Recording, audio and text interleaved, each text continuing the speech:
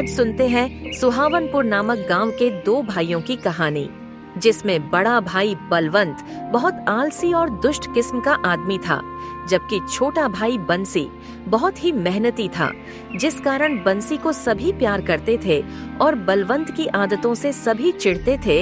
इस कारण बलवंत हमेशा बंसी से खार खाता था। जब तक दोनों के पिताजी जिंदा थे, तब वे बलवंत को हमेशा समझाते रहते कि दोनों भाइयों को आपस में प्रेम से रहना चाहिए। पर पिताजी की मृत्यु के बाद से बलवंत और ज्यादा दुष्ट और आलसी हो गया था।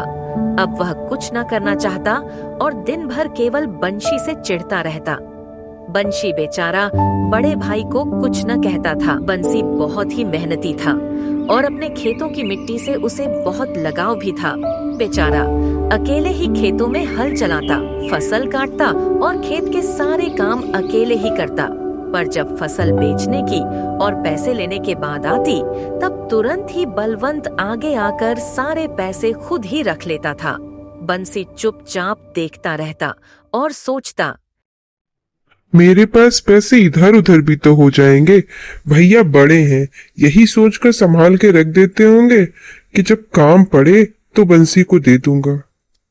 बलवंत की पत्नी उसे समझाती भी रहती, अरे कुछ पैसे बंसी को भी दे दिया करो, बेचारा सारा दिन मेहनत करता है धूप में, और फिर कुछ अधिकार उसका भी तो बनता है। बराबर का हकदार है वो हर चीज का, बस बोलता नहीं तो आप देते नहीं। अपना दिमाग रसोई तक ही रखो तो ज्यादा ठीक है। व्यापार में दिमाग लगाने की जरूरत नहीं है। चलो रसोई में जाओ, खाना बनाओ। पर वह किसी की एक ना सुनता और अपनी पत्नी को डांटता अलग से। बलवंत की माँ और पत्नी दोनों इसलिए बहुत चिंतित रहती। बहू, तुम बलवंत को समझाओ कि कुछ पैसे तो बंसी को दे दिया करे। बहुत समझाती हूँ माँ जी, पर वो सुनते ही नहीं मेरी, ऊपर से डांटते अलग से। ऐसे ही दिन बीत रहे थे। एक दिन बंशी अपने खेतों का सामान लाने शहर गया हुआ था और सामान का मोल तोल करते उसे बहुत देर हो गई। अब वह शाम को अकेले ही जंगल के सुनसान रास्ते घर लौट रहा था। माई बड़ी चिंता कर रही होगी, मैं यही जंगल में फंस गया। जल्दी से घर चलता हूँ, नहीं तो बारिश भी आ जाएगी। मौसम बहुत ही खराब था। बिजली बड़ी तेजी से कड़कड़ा रही थी और बहुत तेज हवाएं चल रही थी। ऐसा लग रहा था कि मानो बिजली की आवाज कानों को फाड़ रही है कि तभी बहुत तेज बारिश भी आ गई और बंसी अपने आप को भीगने से बचाने के लिए किसी सुरक्षित जगह की तलाश करते करते एक गुफा के पास पहुंचा। जिस बात का डर था आखिर वही हो गया। क्या कहूँगा माई को, उसने तो कहा भी था कि जल्दी आना।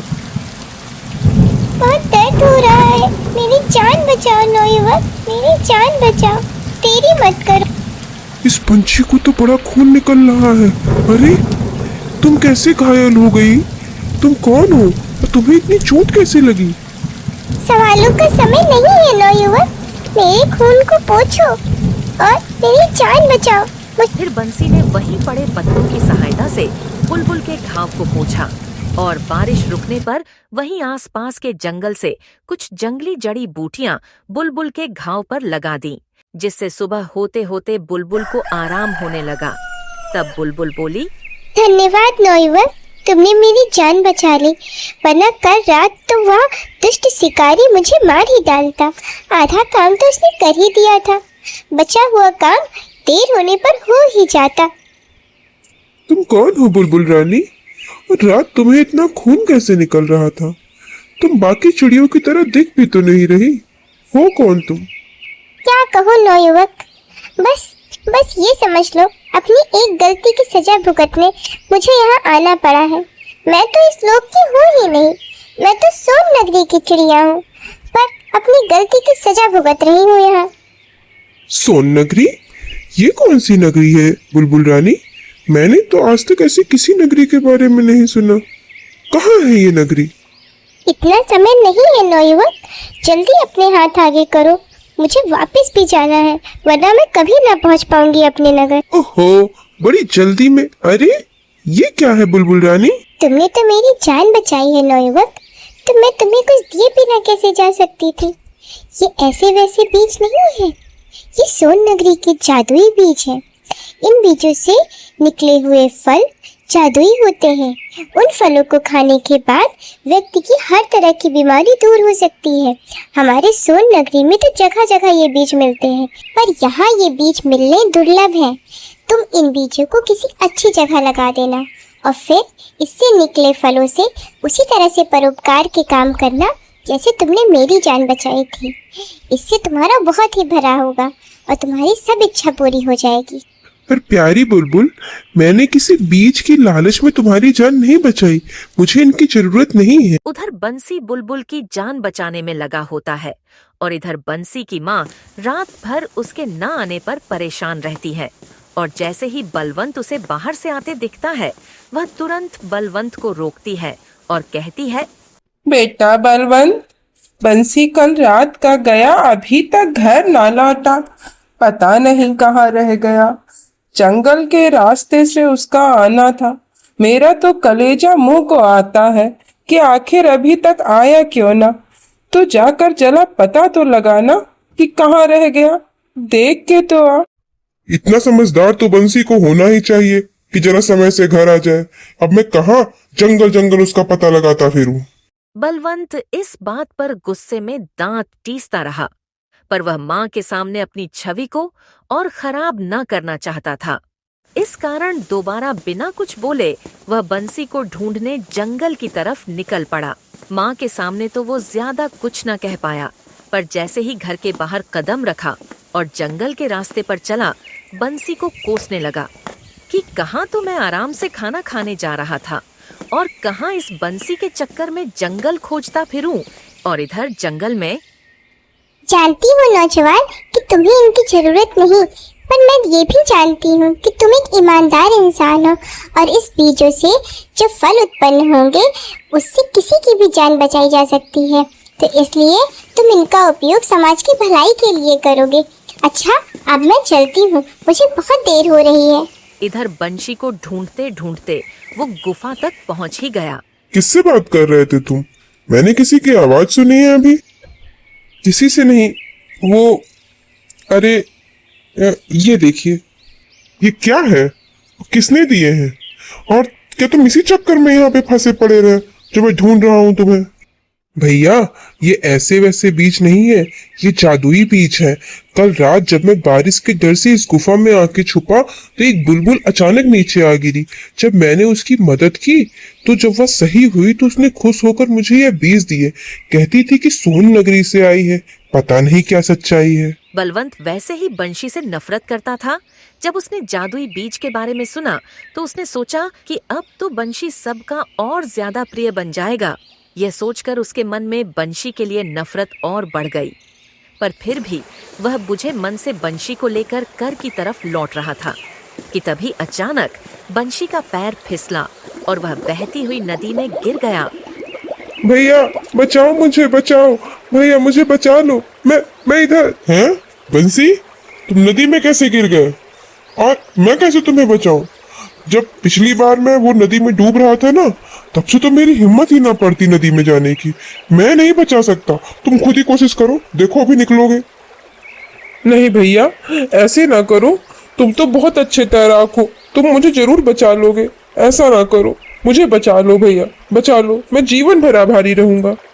मैंने कहा तो, मुझे अब बड़ा डर लगता है, मैं नहीं तैर वैर सकता, तुम खुद ही कोशिश करो। इतना कहकर बलवंत वहाँ से चला जाता है और बंसी वहीं नदी में डूब जाता है। पर रहते हैं ना, जाको राखे साया, मार सके ना कोई।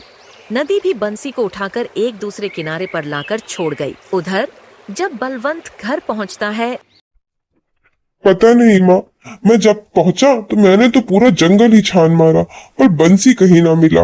एक चरवाहे ने बताया कि कोई आदमी यहाँ पे डूब गया है। उसने बताया कि उसने पीले रंग का कुर्ता और धोती पहन रखी है। कल बंसी ने भी तो पीले रंग का कुर्ता पहन रखा ऐसा न कह बलवंत बेटा, मेरा बंसी वहीं कहीं रास्ता भटक गया होगा। हो सकता है जंगल के रास्ते दुर्गम होते हैं। ऐसा ना कह, डूबा नहीं, ऐसा नहीं। अगली सुबह तक ये बात पूरे गांव में फैल गई कि बंसी डूब गया है। भैया, बंसी का सुन के बड़ा दुख हुआ। हाँ भैया, क्या कहूँ, मेरा बेचारा भाई डूब गया, क्या कर सकते। एक व्यापारी अपना सामान बेचकर इस रास्ते से अपने घर की तरफ जा रहा था कि उसे अचानक बड़ी प्यास लगी। यहाँ नदी के बहने की आवाज आ रही है, जरूर आसपास कहीं जल है। वह पानी की तलाश में जब नदी पर पहुंचा तो उसने देखा कि बंसी वहीं पर पड़ा हुआ था। ये कौन है? शायद नदी में बहकर आया है। मुझे इसकी मदद करनी चाहिए। बेचारा पता नहीं किस खाल में डूबा हो।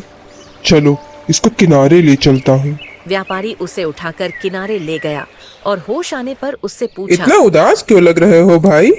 मुझे तो लग रहा है किसी दूसरे गांव के हो, यहाँ बहते हुए आए हो। बोलो, सही कह रहा हूँ क्या? क्यों बचा लिया आपने मुझे? जब मेरे अपने भाई ने मेरा हाल नहीं पूछा तो आपने मुझे क्यों बचा लिया? वहीं पड़ा पड़ा मर जाता। अरे ये कैसी बातें कर रहे हो भाई?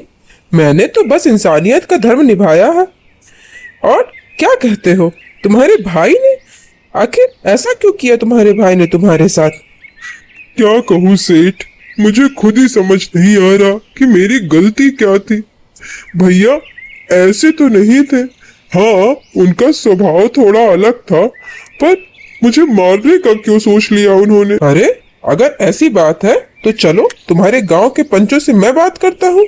आखिर बड़ा गलत किया है भाई तुम्हारे भाई ने तुम्हारे साथ। नहीं सेठ, मैं ऐसा भी नहीं कर सकता। यदि मैंने ऐसा किया तो मेरे घर की बड़ी बदनामी हो जाएगी। पिताजी ऐसा बिल्कुल नहीं चाहते थे। अब क्या कहूँ, मर्जी है तुम्हारी, लेकिन कुछ तो सोचा होगा। यहीं तो नहीं रह सकते, कहाँ जाओगे? घर तो नहीं जाऊंगा, बस यही मजूरी करके अपना जीवन काट दूंगा। अगर तुम चाहो तो मेरे साथ चल सकते हो, बहुत से काम है मेरे पास, उसी में कोई तुम भी कर लेना। इसके बाद दोनों व्यापारी के घर की तरफ चल दिए। बंसी यही सोचता रहा कि जितना बुरा उसके भाई ने उसके साथ किया है, उससे ज्यादा बुरा क्या ही होगा उसके साथ। यही सब सोचते सोचते वो व्यापारी के घर पहुंच गया। वहां व्यापारी की पत्नी उन्हें देखते ही बोली, ये कौन है जी आपके साथ? ये बंसी है, मुझे नदी के किनारे मिला था, बड़ा परेशान है बेचारा। हाँ तो बंसी, मैंने रास्ते भर सोचा है कि तुम्हें अपने फलों वाला बाग दे देता हूँ, ठीक है ना? हाँ मालिक, ठीक है, फलों की खेती मैं कर लूंगा। उसके बाद बंसी वही व्यापारी के घर के बाहर बने नौकरों के कमरे में रहने लगता है और अपने कमरे में बैठा यही सोच रहा होता है कि आखिर उसके भाई ने उसके साथ ऐसा क्यों किया, क्या गलती थी उसकी। यही सब सोचते सोचते उसका हाथ अपनी कमर पर जाता है। उसे एहसास होता है कि कुछ है। वह निकाल कर देखता है तो चौंक जाता है। बुलबुल के दिए बीज अभी भी उसकी कमर में बंधे थे। वह सोचता है कि इन बीजों को तो मैं अब सेठ के बाग में ही लगाऊंगा। उसके बाद वह सेठ के फलों वाले खेत में जाता है और वहां पर जमीन में कुछ बीजों को बो देता है। मात्र 3 महीने बाद ही वे बीज पेड़ में बदल जाते हैं और उसके फल ऐसे होते हैं जैसे बंसी ने कभी न देखे थे, बेहद चमकदार और खाने में अत्यंत स्वादिष्ट। अब तक तो मैंने सेठ को इन जादुई बीजों के बारे में कुछ नहीं बताया, पर अब मुझे लगता है कि समय आ गया है कि मैं सेठ को जादुई बीजों के बारे में बताऊं। यह सोचकर बंसी व्यापारी के पास जाता है, पर जैसे ही वहां पहुंचता है वह देखता है कि सेठ बहुत ही परेशान हालत में बैठे हुए हैं और उसकी पत्नी और बेटी भी वहीं पर है। वह पूछता है, क्या बात है साहब, आप बड़ा परेशान लग रहे हैं। मालकिन, ये गुड़िया क्यों यहाँ पर सोई हुई है? गुड़िया उठी नहीं मुझे देख के। क्या कहूँ तुमसे बंसी, मेरी बिटिया को बड़े दिन से बुखार हो रहा है। न जाने क्यों बुखार इसको छोड़ने का नाम ही नहीं ले रहा। शहर से दवा भी ले आया, लेकिन बुखार है कि छोड़ता ही नहीं। बस इतनी सी बात मालिक, अगर आप मेरा बात माने तो जरा अपने बाग के फल इसको चखाइए, देखना एकदम ठीक हो जाएगी। कैसी फालतू की बातें कर रहे हो बंसी? ये मैं शहर की दवा लेके आई हूँ, उससे बिटिया ठीक ही नहीं हो रही। तुम कहते हो कि इसे बाग के फल चखाऊं? मालकिन, बस एक बार मेरे कहने पर फल चखा कर तो देखिए। अच्छा, आप पहले खुद ही खा लीजिए, फिर गुड़िया को खिलाइएगा। फिर बंशी एक फल निकालकर मालकिन को दे देता है और वह फल खाने लगती है। बंसी, ये फल तो वास्तव में अद्भुत है। मैंने ऐसे फल पहले कभी नहीं खाए और इन फलों को खाने के बाद मुझ में एक अजीब ही ऊर्जा आ गई है। सुनिए जी, मुझे लगता है हमें गुड़िया को ये फल जरूर खिलाने चाहिए। जैसी ऊर्जा मैंने आज इन फलों को खाकर पाई है वैसे तो कभी थी ही नहीं। फिर गुड़िया को भी वह फल खिलाए जाते हैं और गुड़िया उन फलों को खाते ही उठकर तुरंत बैठ जाती है और खेलने की जिद करने लगती है। अब चौंकने की बारी सेठ की थी।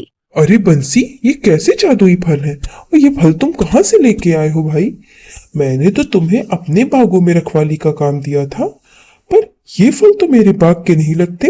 ऐसे जादुई फल? हाँ मालिक, पहली बार खाने के बाद तो मुझे भी यकीन न आया था, पर ये फल अपने ही बाग के हैं। अगर आप यकीन नहीं मानते तो चलिए मैं आपको पूरा बाग दिखाता हूँ। वाह वाह बंसी, अभी 3 माह पहले तो यहाँ पर कुछ ना था।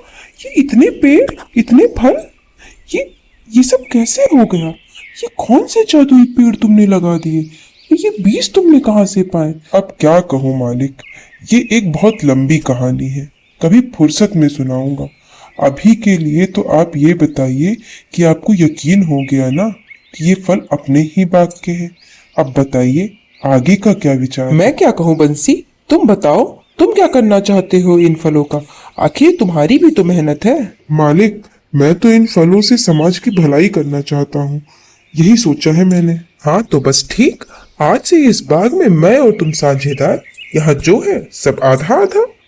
इधर गांव में सबके खेतों में फसलें लहरा रही थी, पर बलवंत के खेत खाली पड़े हुए थे। उनमें फसल का एक दाना भी नहीं था। आज बलवंत को अपनी गलती का थोड़ा बहुत एहसास तो हो ही रहा था। बड़ा नुकसान हो गया, जरा भी फसल ही नहीं हुई। अब की मजदूर लगवाने पड़ेंगे। फसल न होने से परेशान बलवंत अपने गांव की चौपाल पर खड़ा होता है कि उसे एक बैलगाड़ी आती हुई दिखती है जो सामानों से पूरी की पूरी भरी हुई थी। जब वो बैलगाड़ी पास पहुंचती है तो उस पर बंशी दिखता है। ये देखकर बलवंत के चेहरे का रंग उड़ जाता है, पर बंसी बलवंत के पास जाता है और उसके पैर छूकर पूछता है, क्या हाल चाल है भैया? बड़े दिन बाद देखा तुम्हें। घर पर सब कैसे हैं? माई कैसी है? ये मुझसे इतने अच्छे से कैसे बात कर रहा है? मैं तो इसको डूबता हुआ छोड़ आया था। तू कैसा है? घर पे तो सब ठीक है। कहाँ था इतने दिन? कोई खबर ही ना मिली। अरे बंसी, तुम जिंदा हो? तुम्हारे भैया ने तो बताया था कि तुम डूब गए हो। बस भाभी, ये जान लो कि ईश्वर ने हिस्से में कुछ सांसें और लिखी थी। हर कोई कहता था, पर मुझे यकीन था मेरे बंसी को कुछ नहीं हुआ। देखा, लौट आया ना मेरा बेटा। हाँ माँ, तुम दिन रात मेरे लिए प्रार्थना करती थी ना, तो मुझे भला कुछ कैसे हो सकता था? तुम्हारी प्रार्थनाओं ने ही तो बचा लिया मुझे, नहीं कब का खत्म हो गया होता। बंसी, मैंने तुम्हारे साथ इतना बुरा किया, पर तुम किसी को कुछ बता क्यों नहीं रहे और मेरे साथ भी इतना अच्छा व्यवहार कर रहे हो? आखिर क्यों कर रहे हो ऐसा? कैसे बता दूं भैया? ये जो मेरे साथ हुआ मैं किसी को भी बता दूं तो लोग अपने भाई पर भी यकीन नहीं करेंगे। आप भी किसी को ना बताना जो मेरे साथ हुआ। मुझे माफ कर दो भाई, मैं बहुत शर्मिंदा हूं अपने किए पर। मैं कभी ऐसी गलती नहीं होगी, मुझे माफ कर दो। ऐसे हाथ ना जोड़ो भाई, माफ किया मैंने।